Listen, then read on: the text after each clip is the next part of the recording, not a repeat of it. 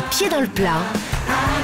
Cyril Hanouna. Pourquoi on dit lorsqu'une personne pleurniche pour émouvoir et tromper son entourage, on dit qu'elle verse des larmes de crocodile? Géraldine, est-ce que vous avez une explication? Bah oui, d'ailleurs, le film de Fabrice est très drôle, mais aussi on apprend plein de choses. Donc, au Botswana, au 19e siècle, j'ai appris ça dans votre film, il y a un braconnier, un chasseur qui était venu donc, pour tuer des crocodiles, pour faire des malles, des bagages, des sacs à main de dames.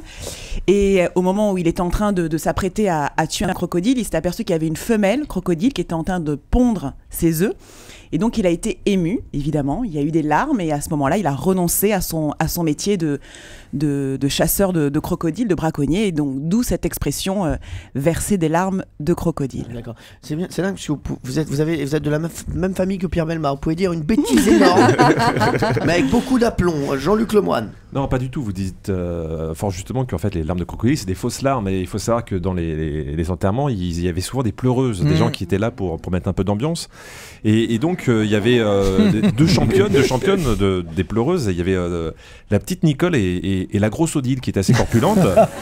et finalement, c'est la grosse Odile qui a emporté l'adhésion et qui a emporté l'expression. On trouvait ça un peu discriminant. Donc, la grosse Odile est devenue la crocodile. D'accord. Ah, la crocodile. Est-ce que je peux partir? Oui, partez de suite.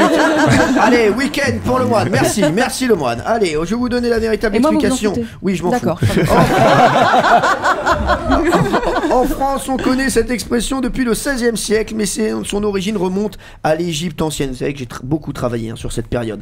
La légende égyptienne raconte que les crocodiles du Nil attiraient leur proie en gémissant à fendre l'âme des naïfs qui passaient à proximité. Les gens, si émus par les pleurs, s'approchaient un peu trop près et se faisaient ainsi manger par le crocodile. Pour accréditer cette légende, les historiens rappellent les crocodiles sécrètent donc naturellement des larmes quand ils mangent leur proie. On pourrait donc penser qu'ils sont tristes de manger leurs victimes. C'est donc pour ça qu'on dit verser des larmes de crocodile. C'est dingue, vous avez tout bon, juste quand vous ne donnez pas l'explication.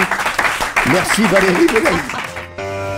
Europe 1, les pieds dans le plat. Tous les jours, 10h30, 12h30. Cyril Hanouna.